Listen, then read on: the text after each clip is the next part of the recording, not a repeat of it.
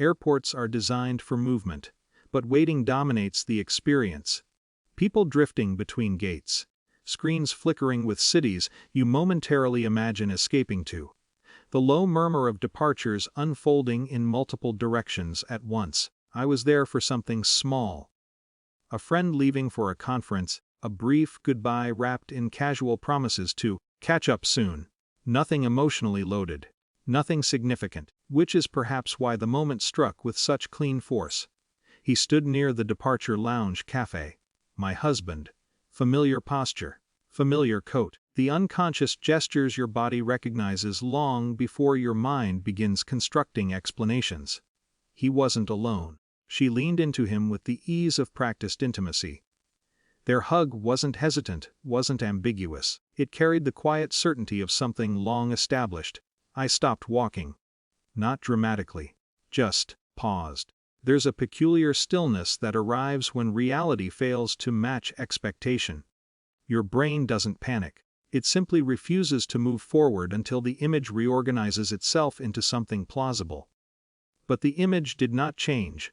So I walked closer, not out of courage, out of curiosity, because shock, strangely, often feels analytical before it feels emotional. They didn't see me. Airports provide excellent camouflage, strangers everywhere, anonymity thick enough to hide entire lives inside it. I stood near enough to hear them. Everything is ready. Her voice, light, assured. That fool is going to lose everything. His laughter followed, low and unrestrained. Not nervous, not conflicted, comfortable. For a moment, the words hovered without meaning. Language sometimes needs time to attach itself to comprehension when the implications are too large. Lose everything. Fool. And then, slowly, interpretation assembled itself. Not just betrayal, strategy, planning. I waited for anger. For the hot, destabilizing surge people describe in these situations. It didn't come. Instead, something colder and unexpectedly clarifying settled into place. Perspective. Because the sentence they had spoken, so confident, so certain, contained an assumption so absolute it was almost fragile. They believed I was unaware, unprepared, dependent. I smiled, not out of satisfaction, out of recognition. Marriage, I had learned years earlier, is not merely emotional. It is structural, legal, financial. Administrative in ways most people prefer not to think about until forced. My career had trained me toward contingency thinking, toward risk assessment, toward the uncomfortable habit of asking, what if stability fails? Not from mistrust, from experience. The memories surfaced quietly as I stood there watching them. The investments placed deliberately in my name. The prenuptial agreement he had signed with affectionate amusement, joking about my overly cautious nature, the gradual separation of financial exposure disguised as professional organization. Nothing dramatic, nothing paranoid, just careful. He had never objected. Confidence, I've discovered, often masquerades as generosity. I turned away before they noticed me. Not to escape, to observe my own reaction in private. The terminal windows reflected a woman I barely recognized, not shattered, not enraged, but unsettlingly composed. Betrayal, it turns out, feels different when it collides with preparedness. Not painless, but disarmed.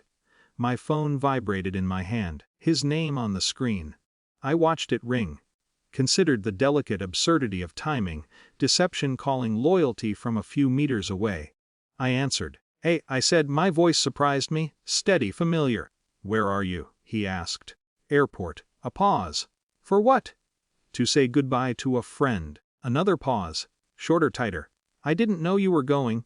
"Yes," I said softly. "There are quite a few things we don't seem to know about each other lately." Silence expanded between us. Not accusatory, but no longer neutral. When I finally looked back across the lounge, they were still there, still close, still certain, still inhabiting a version of reality already beginning to expire. Because power, I've learned, rarely announces its shifts in dramatic gestures.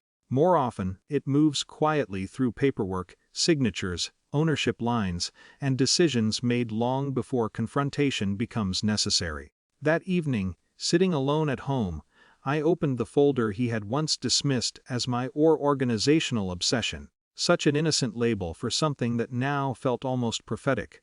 Loss is a strange companion to clarity. Pain exists, but panic does not. And somewhere between grief and inevitability, I understood something both sobering and oddly stabilizing. They hadn't underestimated my intelligence, only my silence.